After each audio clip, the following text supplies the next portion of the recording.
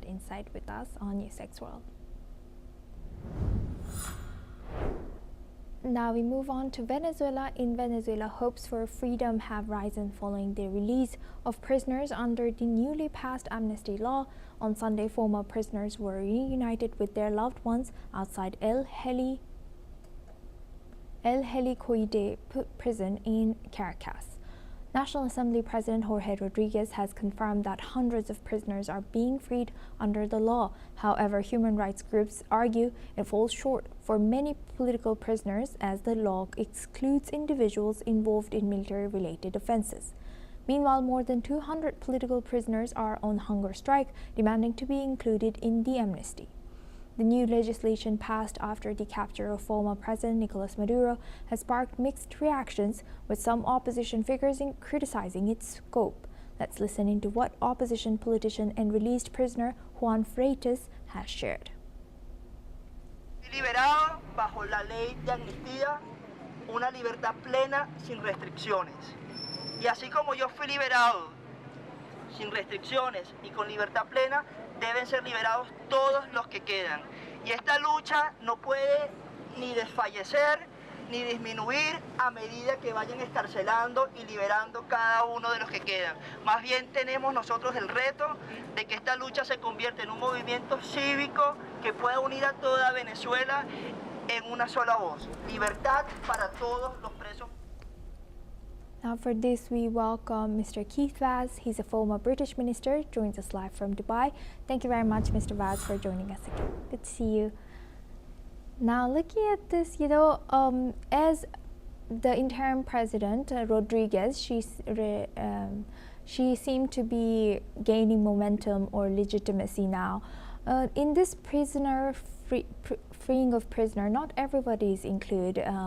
And of course, she's carefully picking and choosing who to free.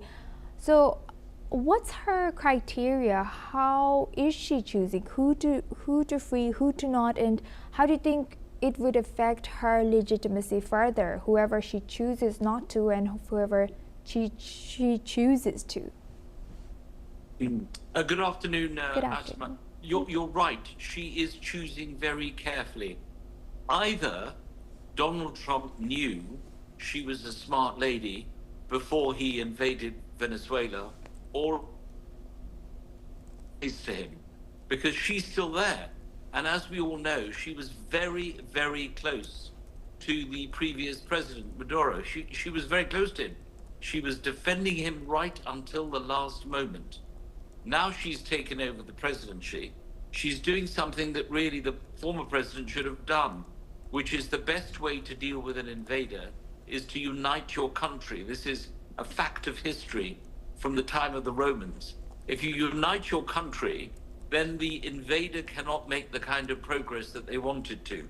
So she is choosing very carefully who she lets out, but she will need to let out enough people to allow people to think that there is change.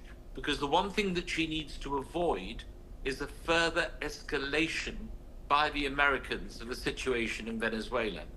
And of course, when we started this episode in the history of Venezuela, it was the case that America was going to run Venezuela.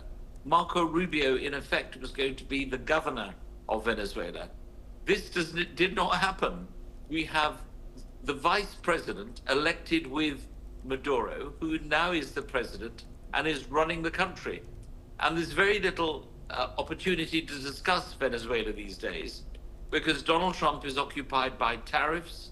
He's occupied by consideration of what is happening in Ukraine and other parts of the world. So from that point of view, it's fascinating to see how what could have become a very dangerous situation for the people of Venezuela has now tapered off because of the smart, intelligent, clever way in which the president has been acting. Right. So now that you have mentioned her strategy, or what seems to be her strategy moving forward, is there anyone who is capable to challenge her among the people who are maybe still in the prison or already freed? Well, I think it should have happened by now. When you have a revolution, it usually happens immediately. What happened was the invasion of Venezuela ought to have led to a general uprising of the people of Venezuela against the government that was in place, that they had in effect elected. Whether you accept the result of the election or not is a different matter. But that's when it should have happened. What you didn't want is what you've got at the moment if you're an American president, which is everything buckling down and you become the common enemy. Everyone is united. The one thing I think the Venezuelans would want more than anything else is not to have the country run from Washington, D.C. They would prefer, it looks like, having someone there who they can knock off at the next election, rather than the Americans who they might not be able to get rid of. You'd have a situation as you have in Iraq, which is a third controlled by the Americans. So very smart moves, I think, between the current president and possibly the opposition. I don't know what negotiations are going on, but if I was her, I would be talking to the opposition and saying, look, let's do this together, because if we don't, then we're going to lose everything to the Americans. Right.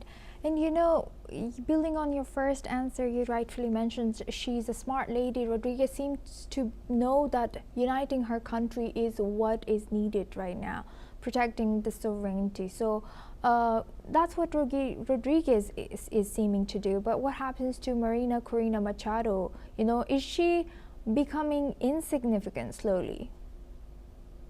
Well, she lost the election, and she lost the confidence of the President of the United States, even though she gave him her Nobel Prize.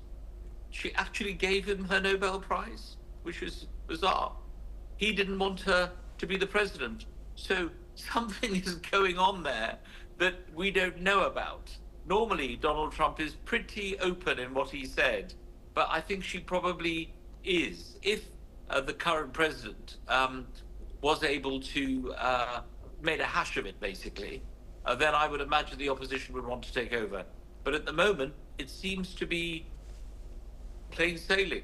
They seem to have got the country under control, which I think is the first and most important issue. Yes, 100%. Thank you for highlighting that, Mr. Vaz. Please stay with us as we come back to you. Now, looking at Europe, the new Dutch government is set to be sworn